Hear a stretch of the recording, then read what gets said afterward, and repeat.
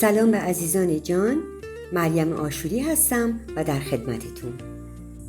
بر این دارم شنبه ها با یک داستان خیلی کوتاه و در هفته مهمان دلهای مهربونتون با شعر باشم. امیدوارم بتونم بیوقفه در کنارتون باشم و سپاس فراوان از مهرتون و از اینکه کانالم رو دنبال میکنید. همراه هم باشید.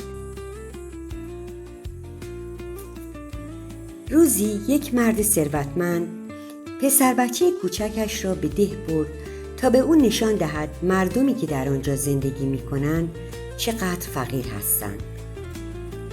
آن دو یک شبانه روز در خانه محقر یک روستایی مهمان بودند. در راه بازگشت و در پایان سفر مرد از پسرش پرسید: نظرت در مورد مسافرتمان چه بود؟ پسر پاسخ داد: عالی بود پدر. پدر پرسید: آیا به زندگی آنها توجه کردی؟ پسر پاسخ داد: بله پدر. و پدر پرسید: چه چیزی از این سفر یاد گرفتی؟ پسر کمی اندیشید و بعد به آرامی گفت: فهمیدم که ما در خانه یک سگ داریم و آنها 4 تا.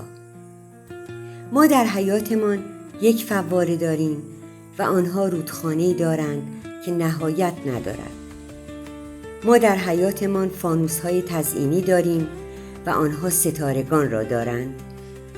حیات ما به دیوارهایش محدود می شود، اما باغ آنها بی انتهاست. با شنیدن حرفهای پسر زبان پدر بند آمده بود.